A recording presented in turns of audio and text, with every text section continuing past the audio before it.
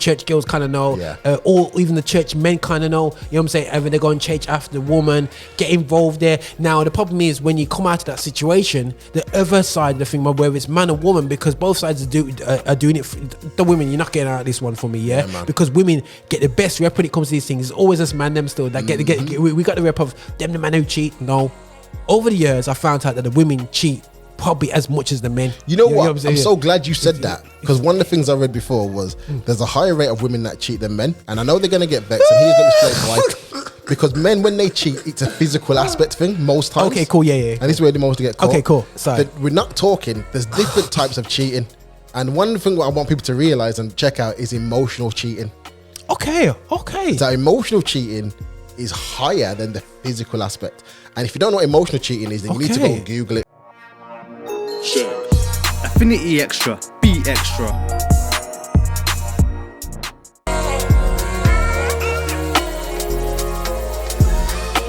Yes, my people. This is Roger Moore here, and Affinity Xtra. We're here to celebrate gospel music of black origin. Yes, I said black, blickety black, and browns are black, and all the colours are black, and drip drop black, and drip 1 drip 10 drips, whatever black you want to call it. And we're here celebrating that great sound, but also we're here to also have the conversation from a black perspective on many subjects. Subjects that we find uncomfortable. This could be a sweaty, well, for myself, very uncomfortable, because in my life, I believe this is one of the biggest mess ups of the church, and it is marriage. And this is not just a black church thing. This is a worldwide church issue. We've seen society change over the years. We've gone from a male-dominated world 2 generations ago, and women don't slap me in the face, but women were happy to cook and have loads of babies, to the fact that basically right about now women don't want no picnic till they're 35 now. So and the men are just struggling to know what manhood is. So there's so many things like that still, and hopefully women don't start putting comments. I'm not gonna be that guy, but the thing is, the effect it has on marriages is the fact that basically for me now, people don't tolerate anything, kind of just divorce. You know what I'm saying? Low tolerances. And at the moment, it's very scary. I continue to say to my wife all the time, I always say, but for God's grace, I'm still married. And people say, but wait, what are you saying? I'm just saying, but for God's grace. I've seen people split up where I'm going, how the heck did that happen? And I think it's a real conversation that we don't have. We have on the phone. And the reason why I have his brother here next to me, Blue, and is because he put out there and reminded me his passion towards marriages. As I bumped into his post on story, I thought, him there, man, me for talk to him. But he's like, talking about the amount of divorces that's been happening in Christianity, but not only Christianity, but society in whole, in the whole of things. And let's have this conversation, bro, because I want to really look at how we as black men, I don't know if we class as middle age. We are middle age, innit? I'm still young. I still look 20. Someone told me I looked 21 the other day. True story. Listen, guys, he's obviously ain't got communion for 6 months, so he's got 6 months to prepare and to wash his sins and ask for forgiveness for him lie. But black don't crack. We can say that and black shot. It's black true, programs, man. But it does dry out though. It does dry out, but you don't crack. We use cocoa butter. You know what I'm saying? Palmer's cocoa butter, man. You know what I'm saying? But now we can go on by the raw thing. You know what I'm saying? Organic cocoa butter. But anyway, by the way, anybody wants to sponsor the show, Palmer's, we can hook up right here, man. Imagine having Palmer's right there, bro. I'd love it, but I'm old school though. I remember back in the day, people used to use Dax for their hair and for the hand cream. Of course, man. Blue magic, bro. Yeah, man. Dax was the one, man. These younger people don't know about Dax, bro. They don't know about the sea pink moisturizer now. They don't know the original pink moisturizer. That's the see-through gel. Yeah, but I tried to use to do S curls in my hair. You know what I'm saying? Back in the day. But anyway, Roger's growing back his hair. Back to its original state. And I'm getting more hints about what you're doing with your hair. Bro, this is the thing is now, bro. Right. Yeah. Sorry, guys. I just need to break this down. When I ball off my head, no one says nothing. No. The moment I grow my hair, this is when you're gonna cut your hair. Is it offense for a black man to grow his hair past 1 centimeter? It's not, you know what? I think when you get to our age, if your hair can grow, then it's probably more hate than anything. Most of our guys now is receding, leaving like church members, man. So yeah, well, I didn't say that, you know. I said it. Oh, well, sorry guys, you might have to reload this episode because you might have so many undertone slaps in this between me and Blue. I'm thinking Blue's as bad as me, you know, straight away. So get ready for the undercuts anyway, still. But the reality show is we're going to be focusing on marriage and how I'm going to be focused from a black community, and not so much black led church, but black community, Christian community approach to marriages. Where has it really gone wrong? I've seen a lot of it's tough, and the thing is, stuff happens. But bro, let me, because I'm stammering all the place, bro, because I'm like this. I know marriage is hard on a real. I've been married since '98. Where we are now? We're in 2022. Yeah, 2022. Yeah. Go, you know what I'm saying? So this is probably aired in 2022. So I've been married for a minute still. Yeah. So, but I could easily say that I could easily be divorced by now, quite easily. You know what I mean? Looking at some of my colleagues, my friends that have been married and remarried, and I'm like, in my time, I'm going, goodness sake, how you know what I mean? You know, I was like this, man. If I was divorced, I'd just get a car and just go back into my home, but in my mom's house, bro, and just sleep in that bedroom and just have my PS5 and just chill. You know what I'm saying? 5 years, you won't see me again. You know what I mean? That's me. You know, but talk to me, bro. First and foremost, just bring a context towards your passion towards relationships, yeah, and where is it coming from? Yeah, man. So my passion for relationships has been, it's been here for a long time. Mm-hmm. I think for me originally it started when before my wife, I was dating a girl in the church. Okay, cool. And I was very much into, as Christians we kind of have that conversation of, now you're with somebody, the expectation is to now get married. Mm-hmm. And I think as young Christian guys, you want to hold the bed sheets until that day happens. And so you kind of like, one of the motivations is to get married. Cool, got it. Because, only you want to grow your relationship, but, sexually you want to kind of explore as well. But for me, one thing I noticed from that age is there wasn't any conversations, there was no directions, and there wasn't any real support for relationship stuff. So it was kind of people talking about where you can and can't go. So don't go in the bedroom, don't be messing around here, don't be doing this, don't be doing that. But there was no education around relationship stuff. So no one was sitting down to me, speaking to me about why do you want to get married, the importance of marriage, where marriage goes, your role as a husband. So you're not just this young guy who's a boyfriend and you're going to turn into a husband, but what's the role of a husband? What's the expectation of a husband? And then what's the expectation as the father? You know what I mean? So there was loads of stuff that people weren't talking about. But nevertheless, anyway, the relationship broke down. Me and my wife got together. We got married. And for years, this beating on my heart was, there's no education for relationship stuff, particularly in the church. Now, it's funny because if I wanted to talk about sex or if I want to talk about relationship stuff with my friends outside of church, there was loads of guys that could talk with their opinion and they were open to talk about it, even down to sexual stuff. Guys were talking about all manner of things. When you came to church, it was a taboo subject. It was kind of the Lord, just pray about it. All right, cool. But if I'm praying and there's no answer, then what happens? Keep praying, keep fasting. And then when you go to some pastors and talk to some leaders, again, it was very, I'm not going to say there's nothing wrong with spiritualizing it, but there's no practical advice. So it's like, let's pray. And if you wasn't that person, if you felt disconnected from prayer, you felt disconnected from God, then praying about it is nice, but then you're not going to get any real answers because you're not looking for it. So then obviously all these things happen. So out of that anyway, me and my wife birthed a brother, as you know. Roger, man, Roger was like official videographer for that, helping us to build that up, and we've got some stories there. Yeah, man, amen. But yeah, man, so that's where my passion for relationship came from. And I mean, I was my parents when we was younger, they divorced as well, which you can find all this content on YouTube. And so for me, my marriage from a young age was very much of one of those things of, does it last? Is it made to last? Because the relationships around me were kind of getting married and then getting divorced. So what we going to, as a young black child, I was going to weddings every year. Yeah, man. You know what I mean? Wedding season, man. It's called when football season. When's football season done? Weekend from June all the way down to back. Listen, man. We want to watch match of the day, man. Prem season starts. Yeah. Two, you're kind of working out. Listen, I need to get married before I get in Prem season start. You know. Man, but anyway, yeah. so you was always going to a wedding, and Yeah, then and after 10 years, you were going to the same person's wedding again, but it was a different person at the altar. that's peak, bro. You know what I mean? So for me, it was very much like we're not being educated on relationships, and so I went off and I did some research, I did some reading. Okay, good. Became a life coach in relationships.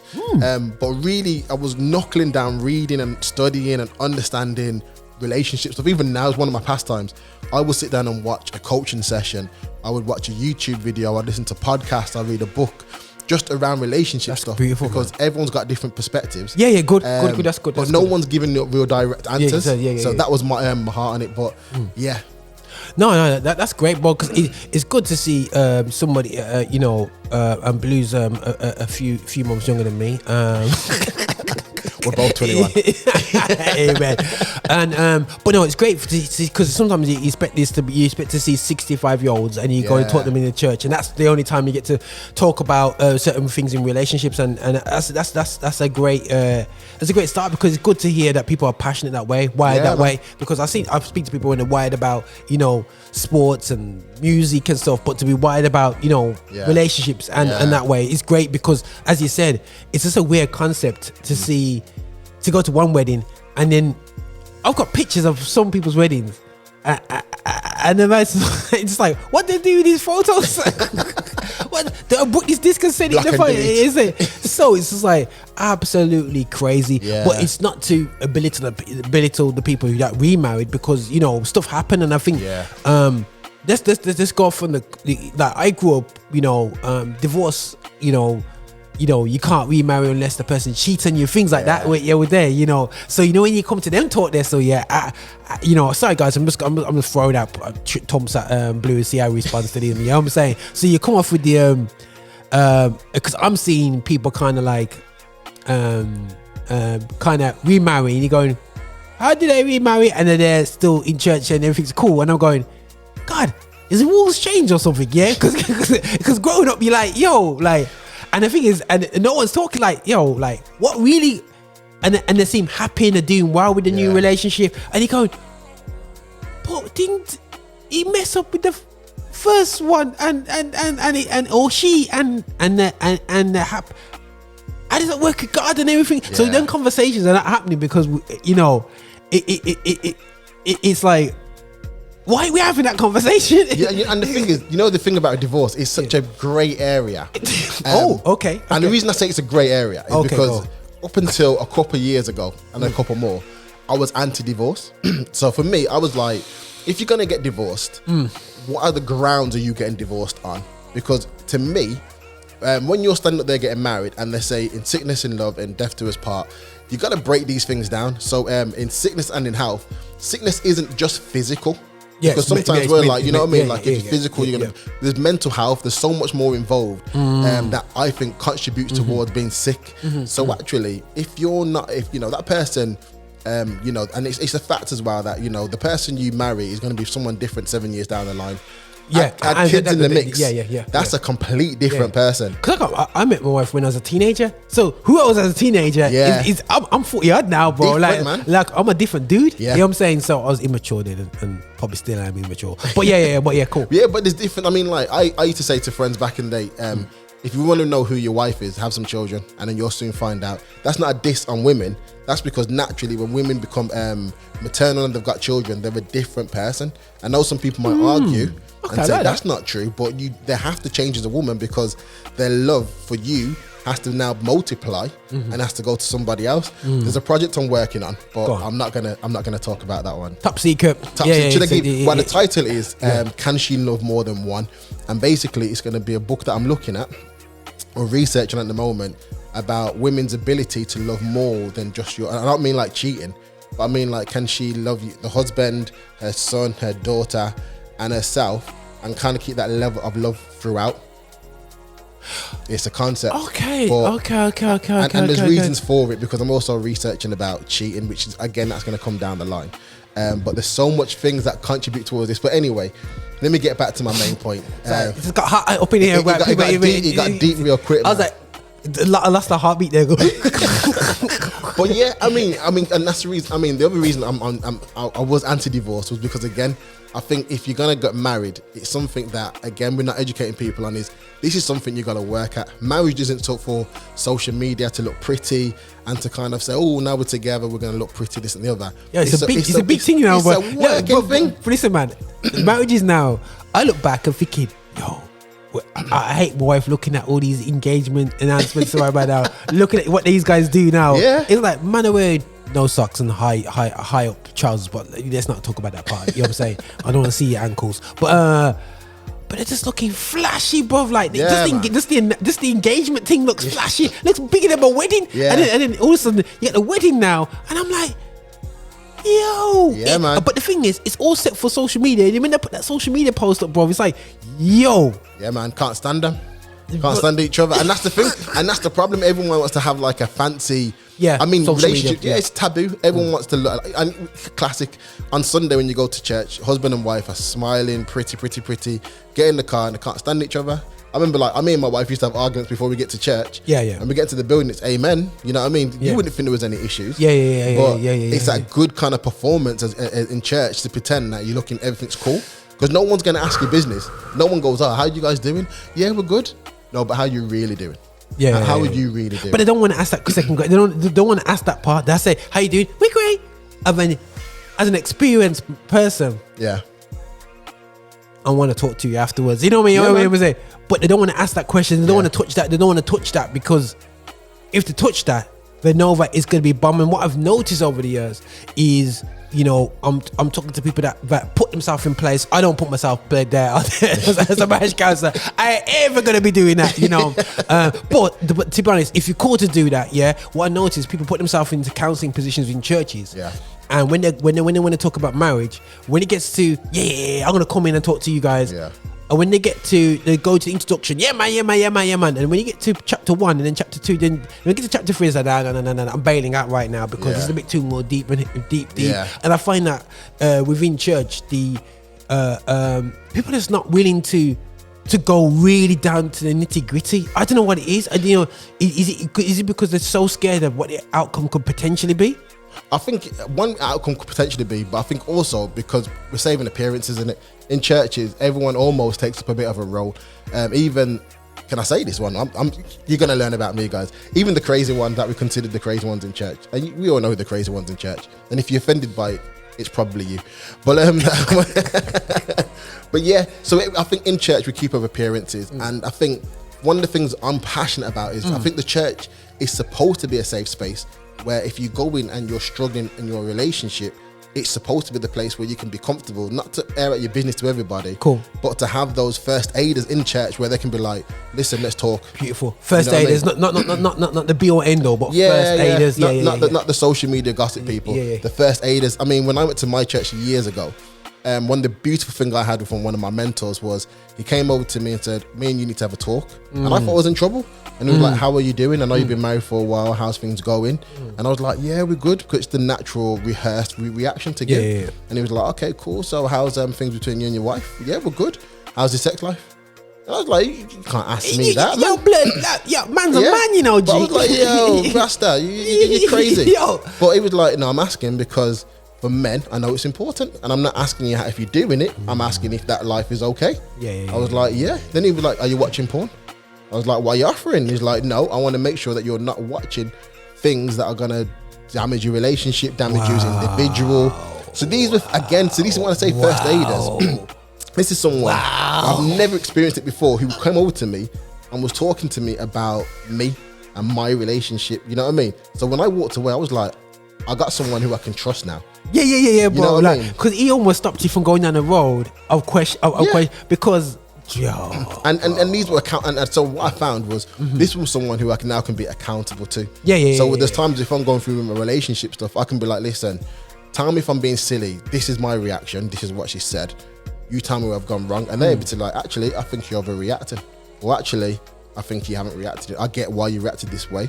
Yeah, man. So and these are the things we're missing within the church environment. And one of the things that led me and you talking originally was a post that I read where they were saying that the churches at the moment are ill-equipped, is the words they used, to support relationships and couples. It's sad because the divorce rate in church is high, so it's massive.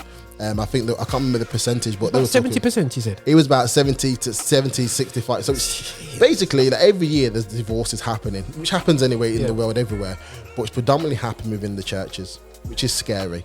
And I think that's because, again, we save appearances, we smile, we say all the right things, but we haven't got anyone we can go to connect to say, listen, I'm struggling, help. But the thing is, we have to show is people in church are more likely to get married in relationships. So outside, they just shack up and then split.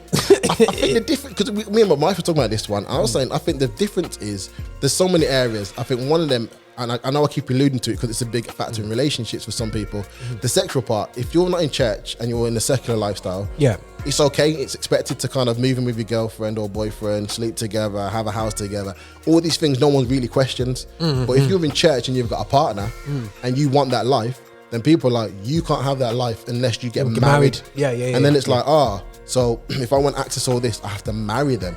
Yes, you do. Yeah. So then there's a big pressure on them. It's a good thing still. Yeah, it's a good thing. Absolutely a good thing. But then there's no education. And I think when we get married as Christians, there's grounds as well. There's kind of a lot more expectation. So are you praying with your wife? Well, nah. Well, you should be praying with your wife, man.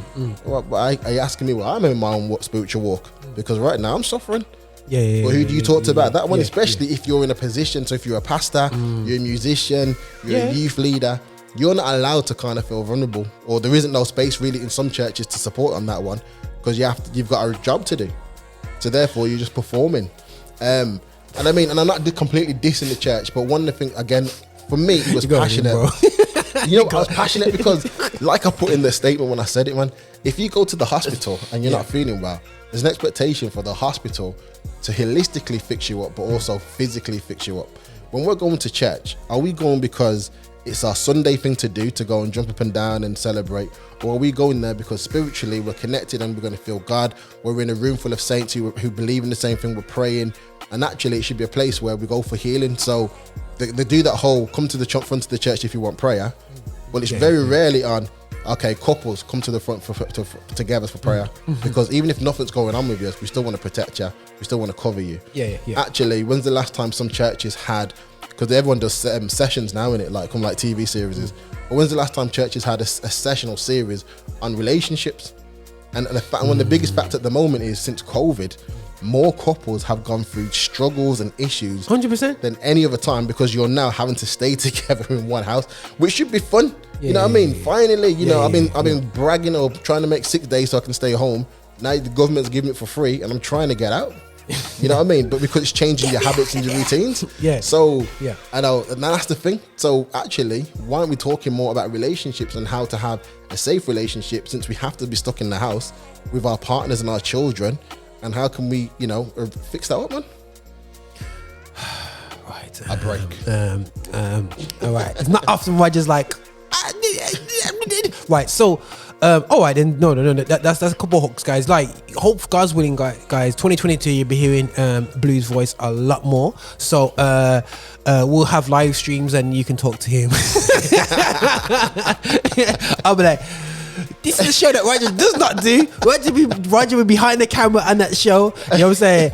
It'd be funny. This is gonna be a funny one, guys. We should have almost like a Valentine's Day special, bro. A relationships, like some live stream special, bro. Valentine's. Christians shouldn't celebrate Valentine's because it's not. No, don't get in trouble anyway. But this is called relationship improvement. Yes. Valentine's anyway. But no, that's great. Some of the key things that I thought that was I'm gonna pose up questions, guys, that I've kind of like really picked out now due to life experiences, hearing what people says and whatever there.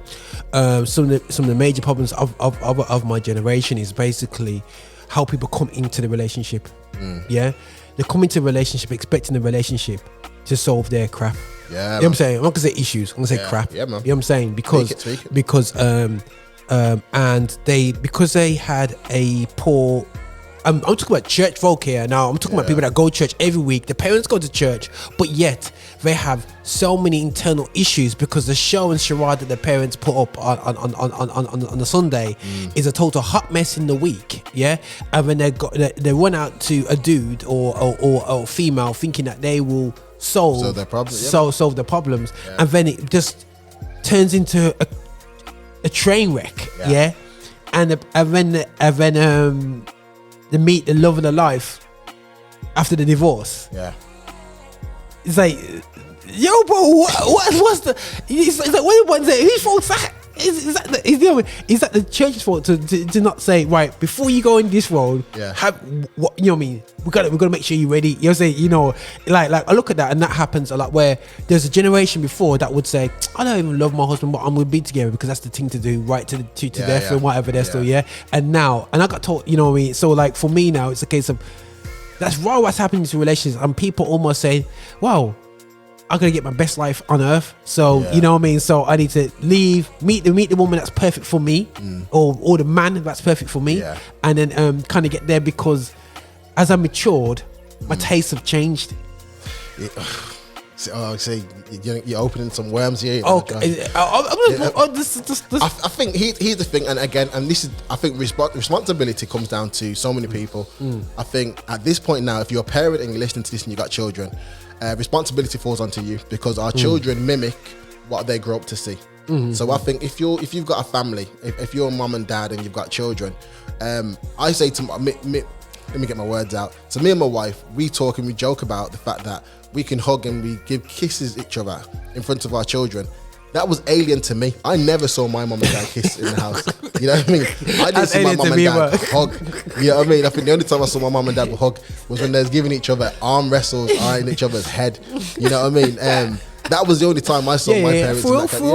So for my children, I make it important that they see mum and dad holding hands. Okay, cool. They see dad, how he talks to his wife. Even if my wife gets on my nerves sometimes, there's been times I've caught myself and gone, sure man. And my son's been there and I'm like, you know what? Actually, dad was wrong there. Because I don't want him to grow up mimicking me in a relationship where if the lady gets on his nerves, she's like, sure. And then he turns it into something worse. Exactly. You know what I mean? Yeah. I think also, if you're in a relationship, it's down for you guys. Because like you said, needs change. But if you're not talking and you're not educating each other about each other's needs, then what was going to happen is you're going to grow apart.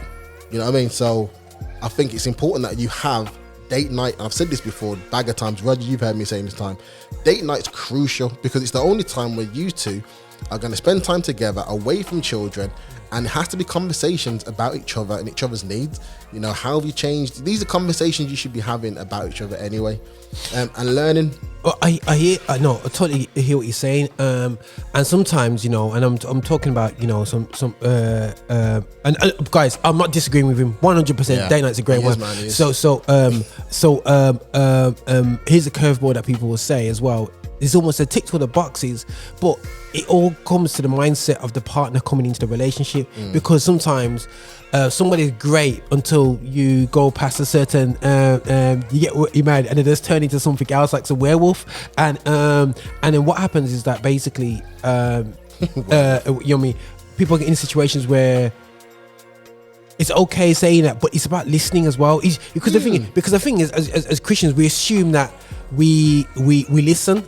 You know, I'm good to say to Blue, like, this is what you know what I mean, all I'm doing is talk, like, unfortunately he's a Chelsea fan and I'm a you know, certain things praise you remember with people, you don't forget certain things, you don't that's your marker and people. I'm a Man United fan, so we gotta respect that, basically, that end of the day. So if when he talks about his favorite striker, Drogba, and I start talking about Ronaldo or Dwight York and all them guys, we can get very ignorant. You know what I'm saying? Because we're looking at our team, and we're not talking from okay, but I can see, because Drogba's straight pen was amazing. You know what I'm saying? And you know what I mean? And we but sometimes we don't want to meet. We don't want to. I don't know if Christianity really sets us up to have a self-gratified approach where my needs are being met. You know what I'm saying? Okay, these are my needs, because you said that, you go into partner, these are my needs. I need this service. But if my needs are met, I'll sort your needs out. You know what? I think relationships are a seesaw. Okay, cool. Okay, that's a good illustration. Yeah, and I think to get that needs met, it's got to be a balancing act. Sometimes one person's needs are going to be fulfilled more than the other. It doesn't just life. And the strife and the aim should be that eventually my needs are met, your needs are met, and hopefully eventually we get a balance in the middle where we're both meeting our needs. But I think, and going back to what you said before about when you meet somebody and you get married, they turn into a dragon. That's where you should be educating yourself. What's your motivation to be getting married? Because not just that one woman or that one man can woo you, make you feel good. Actually, you need to be looking at telescope, not microscope. And a lot of people do that. Yeah. So a lot of guys particularly, sorry guys, but I'm going to give you this one, is we'll get done with the whole prettiness and the attraction. She's fit, she's nice, she's fire, blah, blah, blah. When that woman has a child, that fire changes, okay? And I'm also a comedian, so I'm just going to put that out there. But what's up might go down later on in life. You know what I mean? And you know, I know you said black don't crack, but it can look different later on down the line. You know, it can get worn. And that's for the man and woman. And so it's hard to be raw. I'm like, some people like, I'm not listening to this again. I'm just being raw. Can I be honest? And so I think when we're looking at attraction in the moment, you need to be looking at down the line of, okay, cool, she looks nice now. We used to joke back in the day, we don't really hear it now, but wifey material. You know what I mean? It's just someone that could hold me down and be with me. I say openly to people.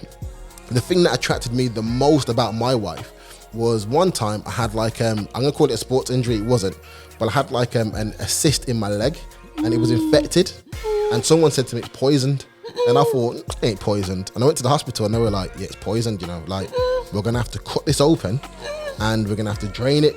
Now I'm a man that don't like needles, so anyway, so when they said we're gonna have to operate now, I was like, yo, my wife was my girlfriend then. I was like, me and my girlfriend, yeah, can I come back tomorrow? And the guy was like, nah, because this can get into the blood, sepsis. This could be really, yeah, man. He was like, this is serious. We need to do it now. So my man's put me on a table and kind of cut my, kind of numbed it and cut it open. And my wife sat there and held my hand watching, and I was thinking, yo, this doesn't look nice. Don't look at me. And she's like, no, I want to make sure you're cool. And sat through that and then helped me through my healing. This was my boyfriend and girlfriend. Now, I was very much like, if she's ready to hold me down in what I consider to be one of my worst times, then actually in my peaks, what's that going to look like? That's blessed. And so for me, it was very much at that point of, all right, you know what? You'll be a fool to walk away from this woman, because if she's prepared to kind of support you through your healing and all the other stuff that came up on the back end of that, that's good. Then you're walking away from gold, man. So for me, that was my motivation. Also, interestingly enough, before we got married, or before I asked my wife to marry me, specifically heard as clear as day, God say, do not get married for sex. And that was it. And I was like, rah, it's a deal breaker. No, I didn't say that really. But I thought it though. Because I was going to ask that question, but you know what, the lad kind of, you know what I'm saying? But the thing is, that's another, you know, getting married for sex is something which we don't talk about. You know, we got children, both of us, sons and stuff like that still, and you know, and you know, and our challenge in terms of elements of, obviously we're two men here, but I have to say that the way society has put out things on TV now, with the influence of, you know, and I'm pointing out there, it's not anti-LGBTQ. And I don't know, plus, you know, how it operates. What you do is what you do. It's between you and God.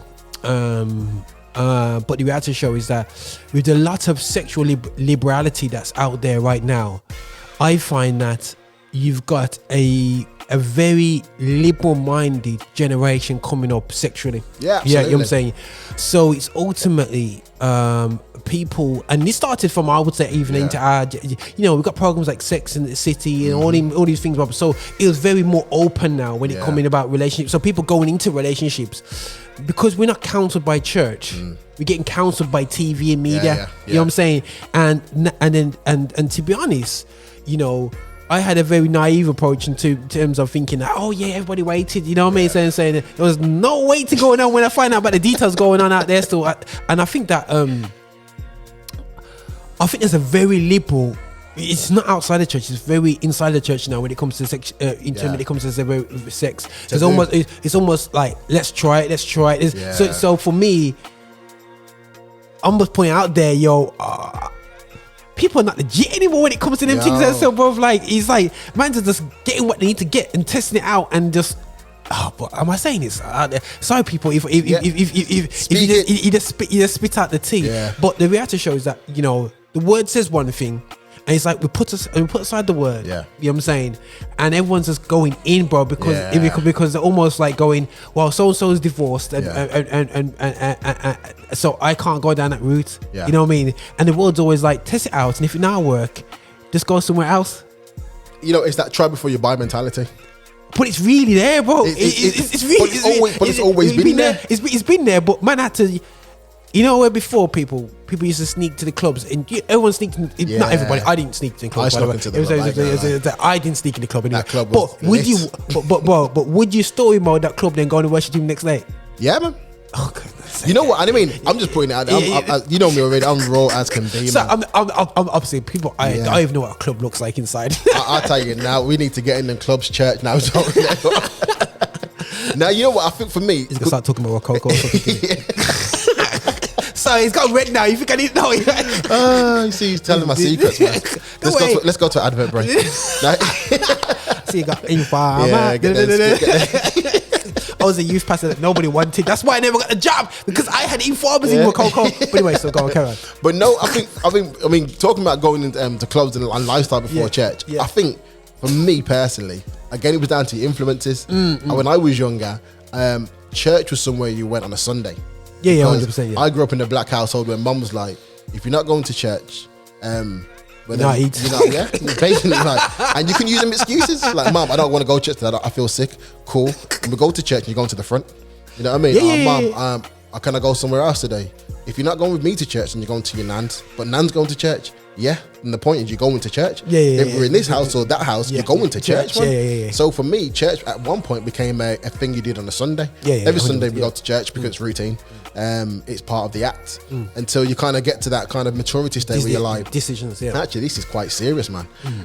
But I think, like you said, growing up in church, a lot of young people then were being sexually active. I think the difference between then and now was because I think there was less sexual things in front of us. There weren't no real. You sound old when I say this. There was less smart devices. So if you wanted to watch something on screen, you had to go home. We had a 3120 in it. Yeah, man. And that was on TVs where you had to put a pound in the back and kind of rinse it around. Bro, you remember that? Yo, we kind of skanked that by the way. But we had 5 channels. Man. The box. No, we had 4 channels. 4 channels, and then we improved. And then we had cable TV. And we had the box, and that kind of like bashed everybody up, because then we started to see Mariah Carey every week, every day. Yeah, man. And if you wanted to watch more than 4 channels, you had your VHS. Not straight. You see, but I think, but then there was less kind of things to kind of like take in, like less kind of stuff. Nowadays, the likelihood, and I think I read this ages ago. I can't give you the stat, but the likelihood of meeting somebody who isn't sexually active. So the less likelihood of meeting a virgin nowadays is very slim. Probably like 2 out of 3, or 1 out of 3, which is really so. The likelihood is now when you marry someone or meet somebody, they've already had such a sexual experience. 1 out of 3. You're saying 1 out of 3? I think it's 1 out of 3. I think it's less than that, bro. I think that's I'm very reasonable. hoping it's 1 out of 3. It's 1 out of 3 when I was a youth. Yo, guys, that's bad stats. You know what I'm saying? So no, that is terrible stats, because when I came through, and bear in mind when I was about 19 at the time I met my wife. Yeah. I actually conceded that I'm gonna meet somebody with a child. Oh wow, okay. And this is you talking about in the 90s, bro. Yeah. You know what I'm saying? So so don't worry, they would have had the experience, because the girls that I in my circles were seasoned, you know what I mean? You know what I mean? But I was a virgin. You know what I'm saying? You know what I mean? So it was like, but I conceded because, at that time, you got a flat, no more than the 2nd floor. Yeah. So girls were just getting babies in college, like it's for free. Sorry, I'm gonna get trouble with some of the black girls out there. Not everybody. You know what I'm saying? Don't call my phone. But the thing is like it was quite a rare thing. You know what I mean? Yeah. Like, so I had the expectation. So when I met my wife, who's a virgin as well, I was like, oh wow, this is this. I never expected this. Yeah. So I actually think, bro, 1 out of 3 was very. You must be talking about some nonnery, bro. I think it could be less. I'm hoping it's 1 out of 3. I'm thought you gonna say 1 out of 10. You know, I'm gonna look online today actually and look at the stats. If people Any guesswork you want to be, people just put it in the comments and we'll see some guesses. They're gonna say 1%, 0.1. It's -1. But you know what? And it's true though. But now that I think most people now have had sexual experiences before they've got married. Yeah, 100%. I think even more now, what's scary for young guys is sex. They want to have sex before they get into a relationship because they don't want to look incompetent or look rubbish. Because people go and chat now. Because before, before smart devices, if you were rubbish, their girlfriends found out when they met up. Now she can message now with right there and then. It's like, he's whack. You know what I mean? And I think that has a lot of impact on the guys, a lot of mental welfare and emotional how they feel. But also, I think nowadays it's a lot more sexualized, and that's even in churches. Where people are dressing a lot more sexual within these places. The skirt. Yeah, man. Like, well, it's not even a skirt, it's more like a washcloth. Them leggings, them. Yeah, legs but no ends. Yeah, I'm saying. But I need to behave myself now. You know, I'm just thinking about. I got a meeting with a pastor after this today. Actually, he already called me. But I think nowadays, like you said, I think it's very socially active. I think there's so much material in front of people now. There's no conversation in churches and mosques and temples. I put that out there because I know there's a lot of black culture-wise, you know, not split, but I've got some friends who are Muslim, and when I put it out there, they came to me straight away and was like, bro, you can't say that. I was like, bro, I'm telling you now, let me send you the details. Here's the facts. You tell me the last time you sat down with an imam and talked about your relationship stuff. Man, a couple of them were like, bro. Listen, I know some girl there in them zones, man. Bex with them, man, the Muslim brothers, them, man, in the car. Yo, I know my brethren, man. He says, yo, I said to him, yo, Muslim girls look. I say to him, he got married and he went 2 years divorce. Muslim youth still, great guy. Me and him could talk all day long, man. Beautiful guy, man. And he really taught me a lot about Muslims. Like, they're not the people that we make them out to be. You know what I'm saying? So he's a black Muslim, great dude. And I said, yeah, man, your girls look like that a lot, man. They wear the hijab and yo, they listen to you. You say, bro, he said, listen, brother, the dangerous blood, yo, man, business get locked off, bro. Like everyone would know. And I was like, whoa, like this thing's real. I said, yo, Roger, it ain't what it looks like. You know what I'm saying? And then when I'm talking to you about how his angle, like them men are not functioning too right either. So it's like no conversation. And I think in a society which is so open about the liberalism, and we're not talking about sexual conservatism enough, you know what I'm saying, in a way which is not dogmatic. We always talk about conservative, I don't know if this is the right word phrasing of it, but conservative sexuality from a perspective of don't, but not in the perspective of don't because of consequences. Because in the wider things, you know what I'm saying. You know what I'm saying. We just say don't. While liberalism's like this, yo, free your mind, test it out because this is reason why, and because so and so, because this you don't know which. You know what I mean? And Vanessa, by the way, just have a look at this program that you watch 3 o'clock in the afternoon, and look at that man, and look at this, you know, look at the girl out there and whatever. And now that knocks onto another subject of ours. Sorry guys, we're not here to cover everything, we're just here to just tease you, and then you can hit up Blue and Blue will explain everything else right Friday, without Roger next to you, because Roger will be underneath the table. Is the level of the cheating has always been there when it comes to relationship within church, and you know what I'm saying, but we hit it well. 100% cheating, but the reality show is that we didn't hide it well. We don't know. Okay, cool. We didn't. Okay, the children knew about it. I mean, it comes out when later on in life. But I think that right about now, it's almost like a free for all. You know what I'm saying? Yeah. It is. You know, women are going for married men, and when relationships in a bad place, it's like all the church girls kind of know, or even the church men kind of know. You know what I'm saying? And when they go and chase after the woman, get involved there. Now the problem is when you come out of that situation, the other side of the thing, whether it's man or woman, because both sides are doing it.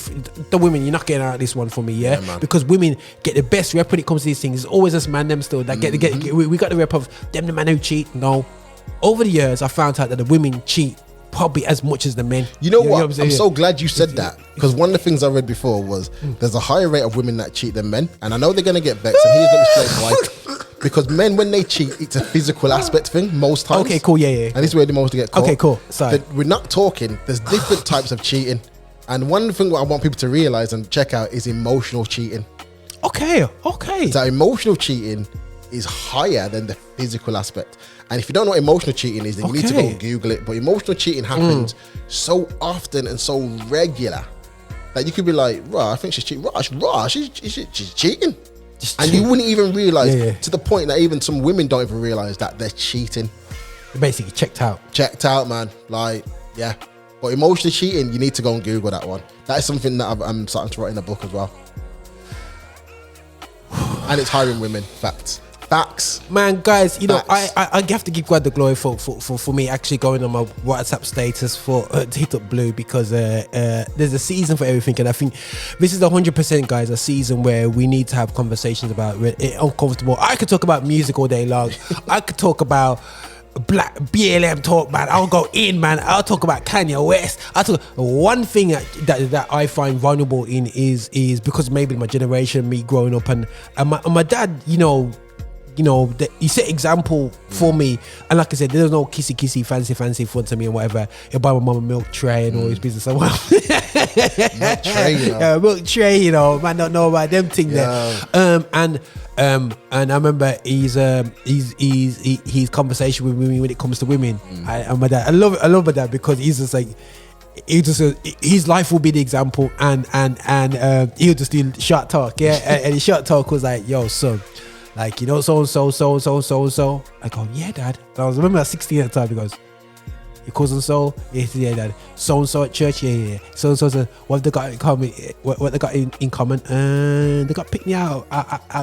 He goes, don't do that. That was his conversation with me, and that's it, done. Yeah. Don't call me that in here, yeah? Oh yeah. And I'm thinking, I can't do that with my pitting them. So after it kind of like explain it and talk about it. But guys, you know, if I can't have that conversation, I need to give platforms for people like Blue to put out there, because sometimes as parents, bro, we try to do everything and we can't do everything. You know what I mean? Yeah. What we try to do as Christians, be all there, and I think the conversation of relationships, of cheating, like you said there, people are facing that on the basis, how do I approach somebody who's been married? Yeah. There's a lot of women in church, bro, that are now looking for partners for the first time, and the only option is men that formerly married. Don't get me started on the lack of churching, man. And I hate that. And I hate when people say, "Where's all the good men gone?" It's like. But then you know what though, when you do look at the church though, the makeup of it, and I'm going to shut up after this one, but majority of the men are either on the pulpit preaching or part of the band. Yeah, and the ones that are sitting in with the rest of everybody else are either your good friend's brother, so it's kind of like you can't touch him, or they're married.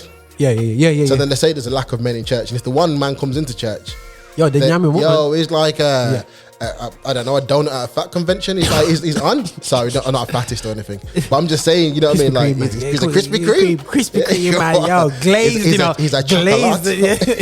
He's glazed, man. There's some hot chocolate. Yeah, I said some hot sauce.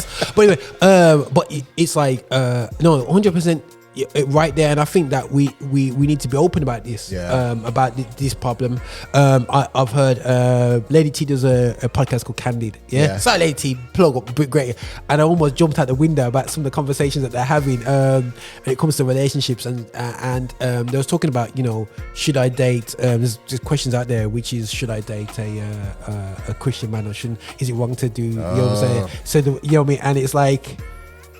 But the problem I have is the flip side about this is like when I love these conversations when you've got that Christian dude who says, no, you should date a Christian man, and but he's married and he's nice, but he says no, stick to God and whatever. So yeah, but the reality show is that what I find is that there are people that go to church but are not Christians. You know what? I know mans that back in the day used to go to church to find girl, and they weren't Christian. But could perform well. Yeah, exactly, bro. You know what I'm saying? They get the wife that they want. You know what I'm saying? In there, while doing the things outside as well. You know what I'm saying, bro? And vice versa, the women in church that haven't really given their life to Christ. They don't understand that concept. And then, as a man, you get married to them, and then you realize that, hold on a second, there's a whole salvation thing that needs to get started here. Yeah, man. You know, so that sorry guys if I just grade up that whole area there, you know what I mean, because, you know, define what Christianity is and whatever they're still, you know. But guys, like, you know, that is just a tease out there. And if we just left you so high in the sky, you're going, but guys, you can't just leave us here. What's Yes, the we're leaving here because you have to come back to these conversations anyway. So yeah, but hope God's willing, 2022, Blue will be presenting some of these elements within your show. I might grab him on there. I might get him and Lady T in a conversation. That'd be really great. You know what I mean? Good. You know what I'm saying? And talking about relationships and whatever. So we're going to be looking at these perspectives because we need to have a Christian voices in here. Also, at the same time, we need to also bring in even the pastor's perspective. How does pastors deal with it, whatever? And also, does your support framework have to be Christian? Because you can have non-Christian counselors. Yeah. I think counselling's counselling as long as it's quality. Yeah. I think everyone should go counselling. You know what I'm saying? So, but that's an American culture. It's not in the UK. You can't talk. It's because it's always said, let's go and see the family counsellor. You know much about here. We don't have family counsellors here. Well, I think it's because people think that if you go on counselling, there's an issue, and it's like, well, there is an issue, or there might not be an issue, and some counsellors are good to support. Man. Is it just a West Indian thing, bro? We just pride people. Yeah, man, we're proud, man. We're proud. Actually, more white people go for counselling than black people do. Oh, thousand! I can believe that. Yeah, I can believe Yeah. it. I can 100% believe it. 100%. And do we put ourselves available as well for counselling as well? So that's another thing. You know, what I mean, when we succeed in things, we don't want to give out our secrets. You know what I'm saying, you know. So you know, I definitely put it out there still. You know, but. Guys, I have to kind of close off his Edge show right about now. I feel very, very, you know, when you sharpen something and it's getting very hot. You know what I'm saying? Man. You know what I'm saying? It's very hot right now. I have to cool down now and just have to find a cool drink. I'm going to find a smoothie and just chill out too anyway afterwards. But Blue, great conversation. It's great to see that we got young people here passionate about talking about relationships from a Christian perspective, but the real perspective, and talking as it is, bro. Because that was an uncomfortable conversation. Not uncomfortable, you know what I mean? That's like, hey, man's really gonna say that. I could get deeper, but that's for next time. No, that's for when he's by himself. As for somebody else, you know what I mean? So presenters, I'm putting out there to the presenters. Anybody wants to do any co-presents, this is me, Roger, tapping out. Never gonna be with Blue ever again, because this is gonna be the uncomfortable conversations. But you know, praise God that we're both here as married men. Like God has given us grace, and one thing I don't want to be is arrogant in marriage, because I've learned over the years, don't be arrogant in being married, and looking at everybody else saying, nah, they're divorced or whatever. Do not be arrogant, because it could be you tomorrow. Yeah, man. You know what I'm saying? You know what I'm saying? The moment you get arrogant, that's when it all falls apart, man. Absolutely, you know what I'm saying? man. So this is what it is. But Blue, enough respect. Thanks for coming on. And listen, guys, nothing but love. This is Roger, over now on the Phoenix Xtra. We're here to celebrate gospel music of black origin, and we're here to talk the talk as a black Christian. Yes, I'm black and I'm a Christian. And I can put black before Christian. But anyway, let's get myself in trouble anyway. But listen, guys, nothing but love, guys. Blessings.